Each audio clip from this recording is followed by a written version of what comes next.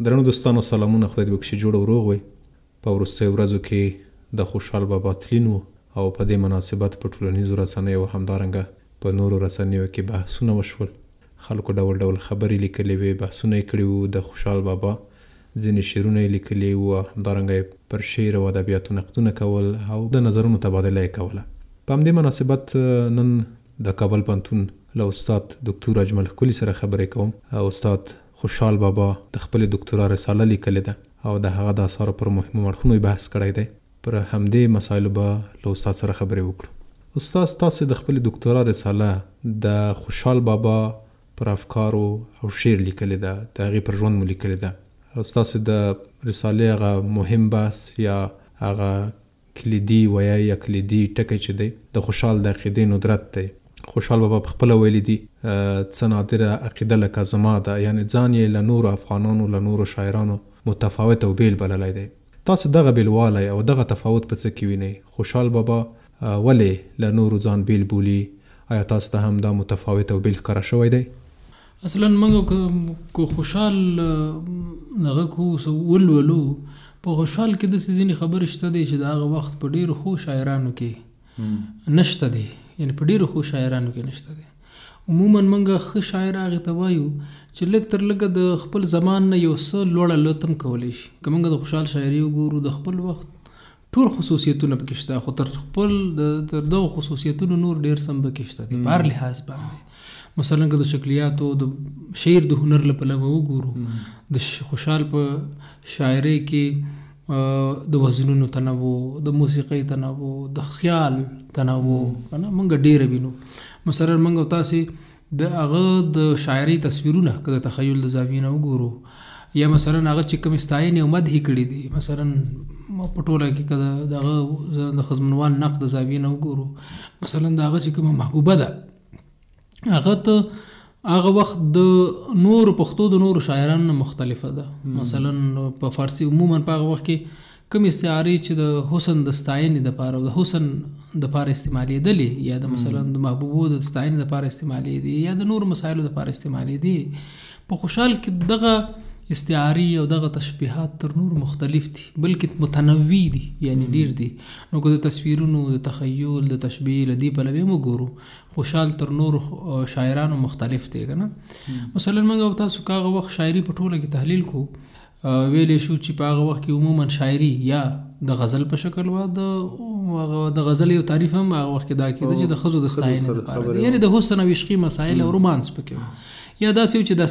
داستانونو د انتقال لپاره استعمالېدله، مثلا عشقي داستانونه او نورو یا حکایتونه د پند نه ډک که نه منظوم، او یا داسې و چې مرثیه او مدح او هجوه وه چې هغه په قصیدې او دا فورم کې ویل کېدلې که نه. نو یعنې دغه موږ او تاسو دغه وخت شاعري په ټوله کې په دې شکل باندې احتوا کولی شو. خو د خوشحال په شاعرۍ کې چې وګورو ډېر مختلف شیان دي. مثلا هغه که په اخلاقو باندې غږېږي یا مثلا په انسان باندې غږېږي، نو تر نورو شاعرانو مختلف دی او جامع دی که نه. هغه که مثلا په عشقي مسایلو غږېږي، تر نورو ډېر جامع دی او په ډېرو مواردو کې مختلف دی. هغه که مثلا یو داستان یا یو کیسه راخلي، هغه هم تر نورو جامع او مختلف دی. نو په دې اساس موږ او تاسې په ټوله کې ویلی شو چې د خوشحال کار کله یو پلوه د خپل دور له شاعرانو او لیکوالو به داسې به ووایم چې له پنځګرو په ټوله کې کله یو پلوه د کمیت له پلوه ډېر دی، له بله پلوه د کیفیت له پلوه هم ډېر پر تنوع او پر کیفیت او مختلف دی. بالکل. استاد، دغه ندرت لامل تاسو څه بولئ؟ مثلا خوشحال د خپل دور پراخه مطالعه درلوده او انتقادي فکر یې درلود د حاکمو ادبي نظریو او ادبي بهیرونو په اړه، که ستاسو په نظر څه دي؟ زه فکر کوم چې ډېر اجتماعي مسایل دي. یو مثلا البته یو خبره دا وي چې یو انسان خدای پاک پیدا کړی وي له ادبي او هنري ذوق سره، او هغه ته بل طرف شرایط هم هماغه شانتې مساعد شي. نو دغه شانتې کسانو دپاره چې دا شرایط هم دغه شي، نو هغه عموما ډېر لوی کارونه کوي. مثلا خوشحال د یوې جاګیردارې کورنۍ یا مثلا داسې به ووایم چې د یوې سردارې کورنۍ فرد دی، او بیا مثلا د پلار نه وروسته د دغې خټکو او د دغې ډېرو لویو سیمو د پېښور نه مثلا واخله تر خیر آباده پورې او داسې تر ډېرو سیمو پورې حاکم دی، په یو شکل باندې سردار دی او مشر دی که نه. دا ټول جاګیرونه د هغه سره دي. مثلا د دپاره په ژوند کې هم ستونزه په یو لحاظ باندې وایو مثلا ټول دغه هغه ستونزې چې عموما غریبه طبقه ورسره مخ وي هغه هم نه لري. کتاب ته هم په اسان لاسرسی لري. مثلا علم ته هم په هغه وخت کې خو د علم ترلاسه چې و هغه اسانه نه و، نو علم ته هم په اسانه لاسرسی لري که نه. نو دغه ټول هغه مسایل دي او په خپله د خوشحال د ژوند تجربې، ځکه چې دا یو په یو ډیر لوی مهم منصب کې و په یو شکل باندې. نو په دې اساس باندې د سیاسي تجربې او د هغه د پلار مرګ او مثلا د کورنۍ اړو دوړ او مثلا د مغولي حاکمانو سره اړو دوړ او مثلا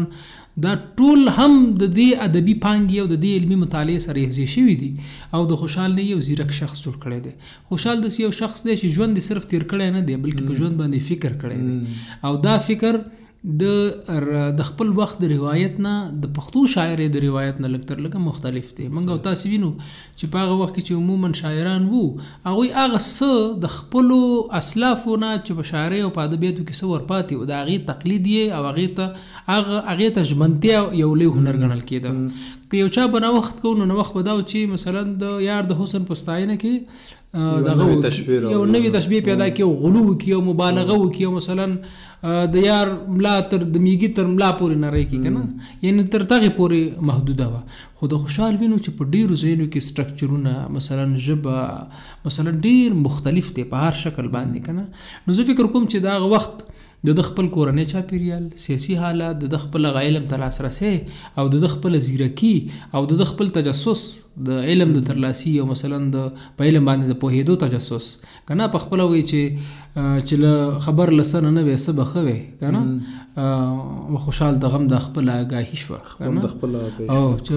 نو په دې اساس باندې موږ وینو چې د خوشحال دا ټول شیان سره یوځای شوي دي او د خوشحال په زیرکۍ کې او په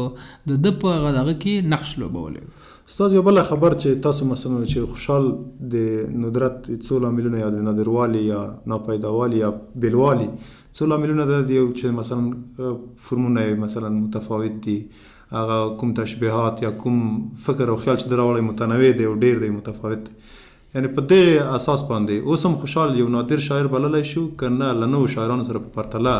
کېدای شي کمای او زیاتی پکې راغلی وي یا دغه ندرت تاسو ویل چې د خپل زمانې په پرتله یو نادر شاعر و او ندرت یې درلود، دغه ندرت اوس هم پر خپل ځای دی استاد؟ زه یعنی موږ چې کله وایو د خوشحال یو شعر دی هغه د اورنګزیب په باره کې ویلی دی که نه، وایي چې دغه خلیفه د زمانې په زړه کافر دی او اطاعت اولي الامر ځکه نه کړم خلیفه یا مثلا هغه وایي چې دا نادر په ټول ځایونو کې وایي دا نادر عقیده لکه زما ده لا عجب قبل پیدا هسي افغان شي. که موږ او تاسو یعنې خوشحال په خپله ځان ته متوجه شوی دی که نه، که مثلا په خپله وایي چې پس له دغه ډېر وختونو وروسته به خلک به پیدا شي چې د قدر به وکړي که نه، یعنې د په وخت کې نه پس له مرګه به یاد کړه ډېر عالم ډېر عالم پس له مرګه به یاد کړه ډېر عالم. دغه ډېر عالم دی په خپل هم په دې باندې زیرک د خپل وخت په دغه باندې پوهېده چې ولا داسې څوک نشته دی. د دې یو علت کله چې موږ وایو نادر عقیده نادر عقیده دا و چې د په خپل روایت نه دا دی نه یوازې دا چې خپل روایت نمایندګي د خپل وخت او د زمان دغه فرهنګ په ټوله کې فرهنګ به ووایي که فکري وي که مثلا په هر لحاظ وي، نه یوازې دا چې د خپل فرهنګ نمایندګي کړي بلکې په خپل فرهنګ باندې انتقاد هم کړی دی، نیوکې هم کړې ده که نه. هغه وخت کې نو چا دا ویلی شو چې خلیفه د زمانې په زړه کافر دی. مطلب دا دی چې په هغه زمانه کې موږ تاسې وګورو د تقلید او د اطاعت زمانه ده، یعنی دا غټ امپراتوري روانه یو غټ په سیاسي لحاظ هم لا په فرهنګي لحاظ ته وګوره شاعر د خپلو اسلافو پسې روان دی. مثلا نور خوشحال بیا داسې دی چې مثلا په خپلو شاعرانو باندې انتقاد کوي که نه، مثلا حتی د پیر روخان غوندې منلي شخص غوندې یا د خوندرویزه غوندې په منلي شخص په شاعرۍ او په هغوی او د هغوی د پیروانو په شاعرۍ باندې هم انتقاد کوي که نه، فیصله لري انتقاد کوي لا په د هغوی په شاعري او شاعرانه ذوق باندې او د هغه په شاعرانه شاعري دغه باندې چې دا څه اثار دي که نه، هغه قصیده لري پوره. نو په دې اساس باندې یو ډېر مهم څیز دغه دپاره دا دی چې مسایل چې هغه وخت کې څنګه دي لکه د نورو شاعرانو غوندې دین نه دی بلکې دی ورته ناست دی د انتقاد د زاویې نه ورته ګوري او دغه یو اساس دی د خوشحال د شاعرۍ او د خوشحال د عقیدې د ندرت دپاره. عقیده مطلب دلته چې موږ عامه معنا باندې اخلو چې فکر او هنر او په هر څه کې څه شي چې روایت کې ورته پاتې دي هغه شانتې مني نه بلکې انتقاد پې کوي د هغې نه وروسته مني او دا ډېر مهم اصل دی په هغه وخت کې. یعنې دا تقریبا ناممکنه خبره وه چې یو څوک راپاسېږي وایي چې زمونږ د اسلافو نه دغه پاتې شاعرانه مثلا ټریډیشن یا دغه مشترک وجه یا دغه خصوصیت ماته د منلو نه دی. دا په هغه وخت تقریبا ناممکنه و. دا هغه سیز دی چې خوشحالي په یو زیرک او په یو داسې شاعر باندې بیل کړی دی، دغه کړی دی چې تر نورو مختلف دی. استاد یوه خبره په همدغې کېدای شي له موضوع سره اړیکه ولري یا ونه لري. پخوا داسې ویل کېدله چې کلاسیکه شاعري چې ده د ځینو شاعرانو یعنې مکمل نه خو د اکثریت یې چې هغه تر فکر ډېره په خیال ولاړه ده. یعنې دوی به کوشش کولی چې استعارې او تشبیهات وکاروي او معما استعمال کړي او بېټکو صنعت یا دا شان چې په تخیل باندې ولاړ وي یعنې فکر ته. خو خوشحال په دې برخه کې یو څه متفاوت دی که نه استاد، هغه په فکر باندې ډېر کار کړی دی تر دې چې ډېر په قافیو په تشبیهاتو په دې. دا نظر څنګه ارزوي استاد؟ اصلا که موږ او تاسو وګورو که نه خوشحال د خپل دور د شاعرۍ بیخي یو بلا ده. یعنې بلا دلته مطلب دا دی چې یو بیخي یو داسې یو دغه ورته جینټ وایي که نه، داسې یو څلی دی، داسې یو دغه دی چې یو غر دی چې څلی ورته نه رسېږي. مثلا که تاسې د ادبي فنونو د زاویې نه وګورئ د خوشحال په شاعرۍ کې بې درېغه ډېر شیان پکې موندلی شي. که د مثلا د وزنونو د زاویې نه ورته وګورئ متنوع وزنونه، که د قافیې له پلوه ورته وګورئ داسې قافیې استعمال کړي دي چې تاسې په نورو شاعرانو کې نشئ موندلی که نه. که مثلا دغه د فکر له پلوه وګورئ دومره ډېره شاعري کړې ده. هغه پوهان وایي چې که د خوشحال نوره شاعري نه وي صرف څلوریزې وي هم دا به د پښتو لوی شاعر و که نه. ما د غضنفر صاحب د خورې نه اورېدلې وه دا خبره چې یعنې په دې اساس باندې که تاسې څلوریزې وګورئ، که غزلونه وګورئ، که قصیدې وګورئ، کومه موضوع ده چې په ټولنه کې د ده نه پاتې ده او ده نه وي ویلې که نه، یعنې دغه تنوع یې او په داسې شان یې ویلې ده چې د نورو شاعرانو نه مختلفه ده. حسن ستاینه یې کړې ده تر نورو شاعرانو مختلفه کړې. که مثلا د ټولنې د یو دغه په باره کې ویلې ده هم، او حتی هغه یو ډېر مشهور غزل یې دی که نه چې زه خو شرابي یم شیخه سره سره برخې غزلي دي ما کش کې ما ځان زه خو د زړه درد غواړم په هر یو مذهب کې ستا ز سا خبرې چې نکلونه رنګارنګ کړي. یعنې ته د خوشحال وګوره چې سړی د دغې زاویې نه صرف مطالعه کې تر محی الدین ابن عربي او تر مولانا پورې رسیږي. یعنې هغه د تصوف ژوره مطالعه هم دې دومره زیرک کړی او په دې پوه شوی و چې مثلا تر ډېره پورې دا په دغه کې دننه فرقهي جنګونه فرقهي شخړې د دې نه هم ماوره او دا هغه څیز و چې یو شاعر یا لیکوال لوی. استاد تاسو په دې باندې د خوشحال په فکر ډېرې خبرې وکړې. په دې کې اصلي علت څه شی و؟ د خپلو شاعرانو څومره متعدد شاوخوا شاعرانو د خپلې زمانې د شاعرانو په دې فرهنګ کې د شریکو شاعرانو مثلا د فارسي ژبې د شاعرانو، اردو ژبې د شاعرانو یا فرض کړئ عربي، په دې کې د مطالعات څومره و څومره په دې اړه د بحث کړی دی؟ خوشحال که موږ تاسو وګورو هغه په خپله تقریبا د فارسي شعرونو فارسی شاعرین پاتې ده، ځینې اثار مستقل پاتې دي د فارسی که نه، یعنې په فارسی باندې ډېر برلاسي، په عربي باندې تر دې پورې برلاسي و، په دغه نه یوازې په عربي ژبه بلکې په دغه په احادیثو باندې د قرآن کریم په آیاتونو باندې که نه، چې حتی په دستارنامه کې چې کله موږ تاسې هغه لولو د ډېرو احادیثو نه او د ډېرو فارسي شاعرۍ نه مثلا په همداسې شکل باندې سره دی چې هلته ورته پر تنبور کې ورسره کوم ماخذ نه و خو دته استفاده کړې ده که نه، یعنې د خپل وخت ډېر ښه مطالعه لرله او که نه یعنې هغه دی وایي که نه چې که ما ښکار زما لومړنی شوق چې دی ښکار دی، که ښکار مې نه لرلی نو ما به څومره خدای ته په زړه کې اچوي دا مینې چې په ښکار دې مې پلاټ کړم ته مې ویني که نه، او وایي چې هغه یو دغه هم همداسې دی چې ښکار نه وی نو ما به څومره آثار پرېښې وی که نه، یعنې د فارسي شاعرۍ ډېره دقیقه او ښه مطالعه درلودله، د فردوسي نه واخله تر مثلا خاقاني پورې، تر مولانا پورې، تر سعدي پورې، تر حافظ پورې، او مثلا دغه شانتې د سیمې د شاوخوا نورو دغه مطالعه لرله. هغه وخت کې البته اردو شاعري دومره حاکم او دومره نه وه چې مثلا لوستل یې د هغه وخت د پښتون شاعر دپاره، او نه یوازې فارسي شاعري، د عربي شاعري، د عربي ادبیاتو او همدغه شان د پښتو ادبیاتو. د پښتو یعنې داسې وګوره چې کله دی په خوندرویزه باندې نقد کوي، د هغه په پیروان یا د پیرروخان باندې نقد کوي یا مثلا په دغه شانتې نورو باندې نقد کوي، خو دا ټول ښیي چې دا یې لوستي دي که نه، نو د خپل وخت ډېره ښه مطالعه درلودله او دغه مطالعه په یو نه یو شکل هضم کړې وه که نه، یعنې دغه کړې وه او بیا په دغه مطالعه باندې مثلا په خپله ارادونه او انتقادونه لرل. موږ او تاسې که په خپل اسلامي فرهنګ کې وګورو نو ډېر داسې لوی شاعران تېر شوي دي چې دا موږ ته راپاتې روایتونه یې چې څنګه دي هغه شانتې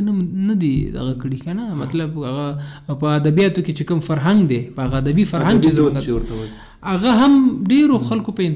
انتقاد کړی دی. که زه وایم په پښتو کې په هغه دوره کې یعنی په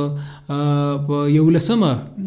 هجري قمري پیړۍ کې دغه دود خوشحال طرح پاتې دی او خوشحال ډیر شي نه مثلا هغه شانتي چې دی هغه شانت څنګه چې دی اصل نه مني کنه طبيعي نه غړي انتقاد پې کوي په ډیرو مسایلو. اساس زموږ د ټولنې یوه نیمګړتیا به ورته ووایي دا ده چې مثلا دوی همیشه دا نیوکه کوي چې شاعر نو ټولنې ته څه کړي دي خو بیا په بله خوا کې د شاعر دقیقه مطالعه نه لري یعنی د شاعر هغه فکر نه دی مطالعه شوی. لکه همدا اوس مثلا د مولانا په اړه که تاسو وګورئ فارسي ژبه کې یا په ترکي ژبه کې چې څومره کار شوی دی او هغې مثلا هغه د ټولنې اړتیاو سره سم د هغې متنونه سپړل شوي دي او خلکو ته ترې پیغام ورکړل شوی دی او په نړیواله کچه دا ژباړل کېږي او لیکل کېږي. اوس خوشحال بابا کوم داسې افکار لري چې هغه باید ولوستل شي او د اوسني افغان او اوسني انسان د 20مې پیړۍ انسان ته دغه مهم پیغامونه به ستاسو په نظر څه وي؟ ګورئ که موږ او تاسې د هغه افکار او کوم موضوعات چې هغه وړاندې کړي بیا درې ډېر موضوعات دي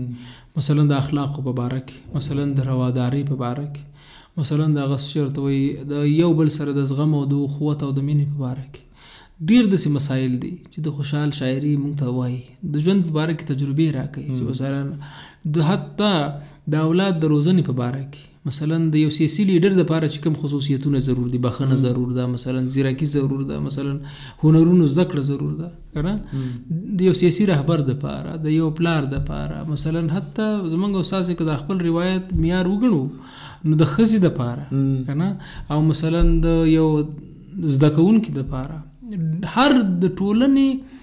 یو فرد چې د ټولنې په هر نقش کې دی د هغه نقش دپاره او د هغه شخص دپاره هغه پیغامونه لري او خبرې لري او دغه ډېر زیاتره پیغامونه ټول نه شم ویلی خو زیاتره خبرې د خوشحال چې دي اوس هم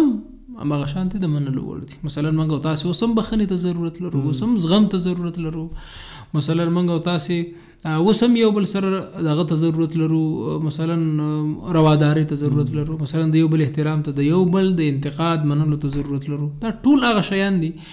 ټول یعنی دا خو یو 2-3 آیات کړل په اخلاقي او په فکري لحاظ باندې په خوشحال کې بې دریغه هغه شان ډېر موضوعات شته دی چې زموږ او ستاسو دپاره د منلو وړ دي.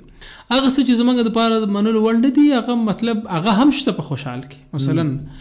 دغه د اولادونو د روزنې په باره کې ځینې شیان د خوشحال د منلو وړ دي ځینې شیان د منلو وړ نه دي. مثلا د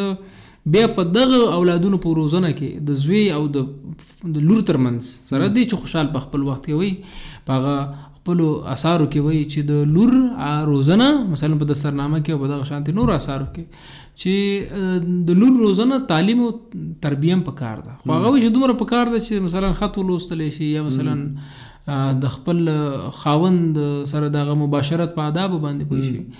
او مثلا زوی دی نو زده کړي کوي که نه نو زه فکر کوم چې دغه ډول منفي دغه هم د خوشحال په هغه کې شته مثلا د ښځو په باره کې چې د هغه کم نظر دی هغه که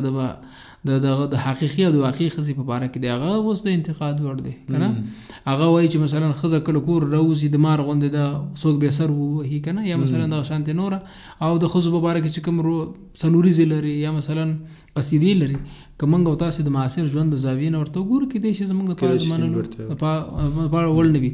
یو څه شی چې مثلا خوشحال په ټوله کې په خپله شاعرۍ کې هغلته چې د فکر خبره کوي خوشحال یو ماډل لري د سړیتوب زموږ او ستاسې په دغه کې په پښتني فرهنګ کې به هغې ته سړیتوب وایو یا به داسې وایو هغه ورته مرد وایي که نه مرد او ځینې خلک په دې باندې دغه هم لري انتقاد چې د خوشحال دغه د اقبال پرتله کړې ده که نه هغه وایي چې دغه مرد یا مثلا د باز چې په خپل خوشحال بازونه ساتل د باز ټولو مسایلو سره بلد او کتابونه یې پې لیکلي دي نو وایي چې دا د شاهین او دغه چې دی دا سمبول د مرد مومن دپاره اقبال د خوشحال نه اخیستی خو لومړنی سړی یعنی هغه د اقبال چې ډېره خبره کوي هغه د مرد مومن خبره کوي یعنی د یو مسلمان مومن چې د غربي شخص نه مختلف وي د خپلو روایتونو پاسدار وي د خپلو روایتونو دغه کوي. خو خوشحال بابا په خپله زمانه کې له دغه ډول مشکلاتو سره لکه مسلمانان چې په 20مه پیړۍ کې د اقبال په وخت کې له کوم مشکلاتو سره مخ هغه ډول مشکلاتو سره نه مخ نو په دې اساس باندې هغه د مرد دپاره خپل یو ماډل لري که نه هغه وایي چې وګړي واړه کارونه خپل کا مردان هغه دي چې کار د بل کا که نه څوک چې نام ګټي د نیکو نام ګټي د خوږو زړونو دارو بتل کا دا تر ټولو لویه شاهکار یعنی یوازې دغه څلوریزه دا بیخي په خروار کې هغه پوړی ده که نه که یو سړی دغه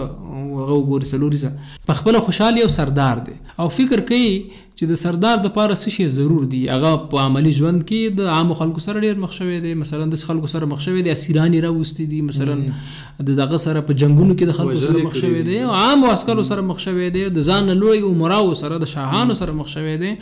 د ملکانو دغه خلکو سره مخ شوی دی. نو په دې اساس باندې هغه فکر کوي چې ولا کم نواقص دي چې د یو شخص د لویولو لپاره هغه چې یو ماډل دی د هغه په لار کې د هغه ته د رسیدو کې د یو شخص لپاره خنډونه جوړوي. هغه مشخصه یو ورو مثلا هغه یو ماډل وړاندې کوي د یو مرد، د یو سړي، او په دغه سړي کې د دستار سړی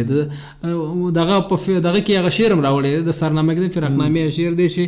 دغه که دستار تړي هزار دي د دستار سړي په شمار دي. دغه دستار په هغه وخت کې یا پګړې زموږ اساسي پښتني ټولنه کې په افغاني ټولنه کې یعنی یو ملک یو شخص څوک وي هغه نه یوازې دا چې مثلا په دستارنامه کې خبرې کړې دي بلکې په ډیرو کې یعنی سړی صرف په دې باندې یو ډیزرټیشن ولیکي دکتورا چې د خوشحال چې د سړي یا د مرد کم دغه وړاندې کړی دی ماډل او هغه ماډل د شاعرۍ نه مستقیما چې د وړاندې کړي دی هغه راوباسي. نو په دې به پوه شي چې خوشحال په خپل شاعرۍ کې دغه شانتي یو شخص ښودلی دی، هغه شخص چې رواداری لري، بخښنه کوي، مثلا دغه کوي، مهربان وي، مثلا ننګ او د جنگ خبره راشي بیا ننګیلې وي کنه د افغان په ننګ وتړل تور ننګیلې د زمانه خوشحال خټک خو نه یوازې دا چې ننګیلې وي بلکې فرهنګیلې هم ورسره وي، لیکوال وي، سیاستمدار وي، ټول هغه شیان دي چې د خوشحال په وخت کې د یو مرد لپاره او قلم دغه لپاره شخص لپاره ضرور وو. نو په دې اساس باندې فکر کوم چې په دې خاطرم خوشحال تر اوسه پورې لوستونکي لري چې هغه یو شخص ته مخاطب یو ارمان لري، یو ارزو لري، یو ماډل لري لځان سره خلکو ته وړاندې کوي. موږ او تاسو په پخواني شاعرانو کې دا خصوصیت په ډیرو کم شاعرانو کې وینو، هغه هم ډیر غیر مستقیم کنه داسې هغه نه زیاتره موږ شاعران چې په خوا وینو زیاتره ډیره غنی اړخ چې دی یا غنا ده یعنی مثلا دغه د صورتوي د عشق او رومانس دی او یا اخلاقی اړخ دی کله دوه مختلف اړخونه راخېستي دي خو خوشحال دا اړخونه سره مسج کړي دي او یو ماډل وړاندې کړي. بالکل استاد تاسو د خوشحال بابا په اړه داس موارد روښانه کړ چې هغه مثلا اوس ته ضرور دي خو په دې باندې ځنې څېړنې کېږي که نه له کلونو راهیسې په خوشحال بابا هم افغانانو په خپل افغانانو هم غربیانو نورو شرقي علماو څېړنې پرې کړي دي له روسیې نه نیولې بیا تر امریکا او تر اروپا پورې.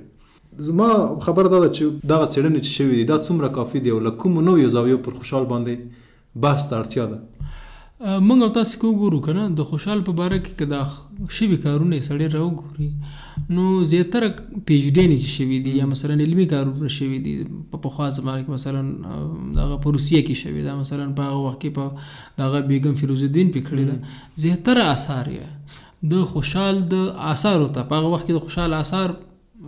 روسه به مستشرقینو ته په لاس ورغله، خلکو ته په لاس ورغله کنه نو د خوشحال آثار راټولول مهم نو زیاتره کارونه حتی کامل صاحب لیکلي، البته کامل صاحب یې بیا د خوشحال د افکارو په باره کې هم خبرې لري نورم، خو زیاتره کارونه د خوشحال آثارو ته د هغې راټولېدو ته او د هغې تحلیل ته ځانګړي شوي دي. زه فکر کوم چې خوشحال په ځینو مواردو کې البته داسې شوي دي، مثلا د تخیل فکر کوم چې سمندر د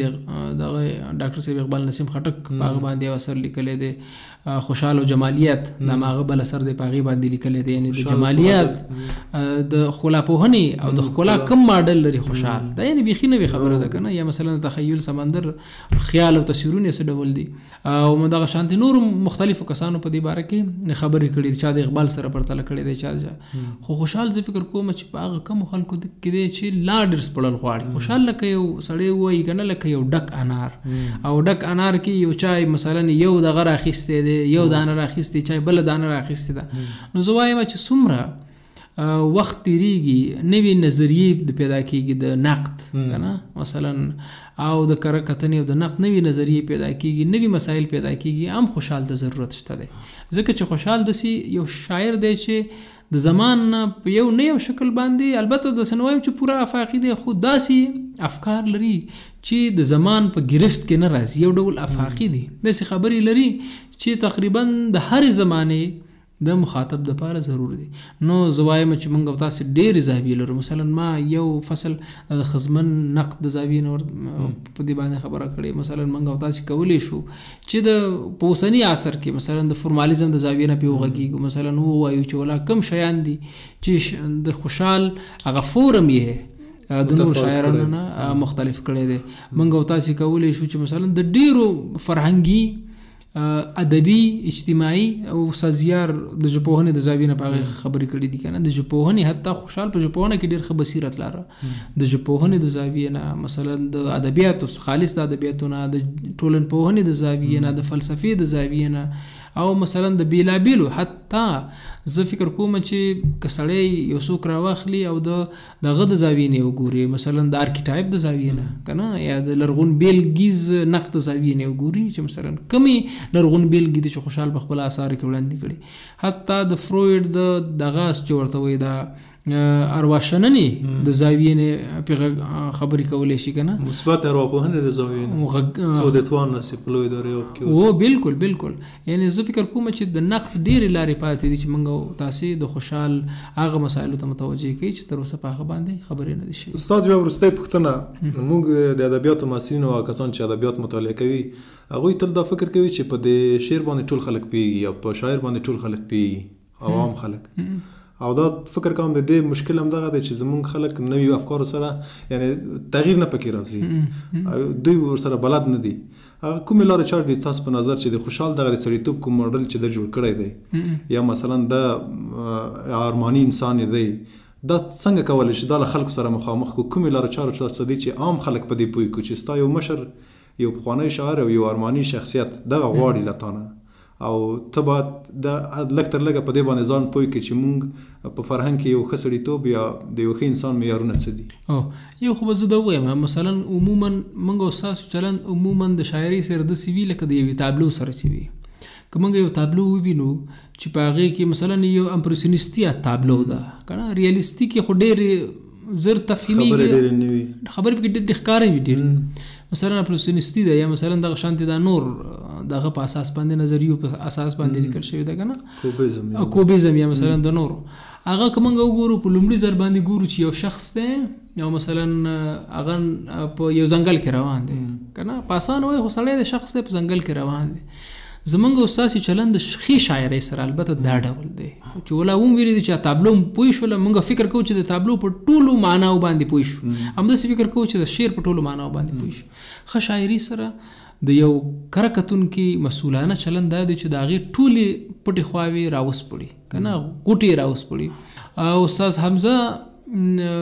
په دغه باندې د خوشحال په یو شعر په هر څه کې ننداره د هغه مخ کړم چې له ډېره پیدایه نه پدید شي، په هغې باندې تصوف د زاویې نه پوره یو کتاب لیکلی دی که نه. البته دې کې د حمزه صاحب خپل هغه مطالعات او دغه هم شامل دي که نه، هغه صورت مشاهدات هم پکې شامل دي، خو مطلب دا دی چې په یو تابلو باندې همدغه شان په یو شعر باندې کتابونه لیکل کېدلی شي. بیا د ښې شاعرۍ نو د زمونږ چلند باید د دې سره دی. کله چې موږ او تاسې خوشحال لولو، مثلا په کلاسیکه شاعرۍ کې که موږ یو شاعر ولولو کېدای شي مثلا د ډېرو نورو شاعرانو په لوست کې سره را سره مرسته وکړي. که د هندي سبک کاظم خان شیدا ولولو یا حمید ولولو، کېدای شي د هندي سبک د نورو شاعرانو کې په لږې خوارۍ باندې د هغوی په مسایلو باندې پوه شو، هغه سټرکچر سره بلد شو، هغه فورم سره بلد شو. همدغه شانتې که اخلاقي شاعران دي که نه، مثلا خو خوشحال داسې یو شخص دی چې کله ته کلاسیک شاعران لولې خوشحال ته راشي، بیا نو خوشحال یو جهان دی، بیا ته هغه ټول کوډونه چې په نورو ځایونو کې تعلق دي په نورو متونو کې هغه په خوشحال باندې بیا یعنې په ډېرو ځایونو کې نه تطبیقېږي، ته نه شو لوستی. بیا خوشحال باید لږ مغاندي مختلف او له بېلې زاویې وګورې، لږ پکې ودرېږي. زه فکر کوم چې دغه شان د شاعر دپاره چې د اوسني لوستونکي دپاره هم خبرې لري، د دپاره موږ او تاسې په کار ده چې نه یوازې دغه شان د شاعران تر علمي او څیړنیزو حلقو پورې محدودو ساتو، تر سیمینارونو پورې، تر تیزسونو ډیزرټیشنونو پورې، بلکې عامو خلکو ته یې ورسو. عوامو خلکو ته د رسولو پورې دپاره نه یوازې دا چې موږ سره رسنۍ دي، مثلا سیمپوزیمونه دي، نندارونه هغه دي، مثلا فلمونه دي. موږ کم فلم تر اوسه د خپلو مشاهیرو او بیا مثلا د خوشحال په باره کې جوړ کړی، کم یو ډرامې تاریخ په ډرامه کې او په فلم کې وړاندې کړی، نه هم دی وړاندې کړی، مثلا مکتوبونو ته په سټیجونو باندې وړاندې شي، او په دې طریقه باندې په عملي او غیر ډېرې لارې شته دی چې موږ او تاسې په نصابونو کې د مکتب په نصابونو کې دغه شان د ډېرې لارې شته چې موږ د اوسني خپل نسل د خوشحال د هغو افکارو نه چې زموږ دپاره موږ ته ضرور ښکاري چې باید اوسنی نسل مې پوه شي، په کار دی چې په دغه شکلونو باندې ورسوو. ډېره مننه استاد، خوشحاله اوسئ. له تاسو درنو اورېدونکو مننه چې ملتیا مو وکړه. که تاسو په ادبیاتو په اړه مشخصې پوښتنې لرئ له موږ سره یې شریکولی شئ، انشاءالله په راتلونکي کې به بحث ورباندې وکړو.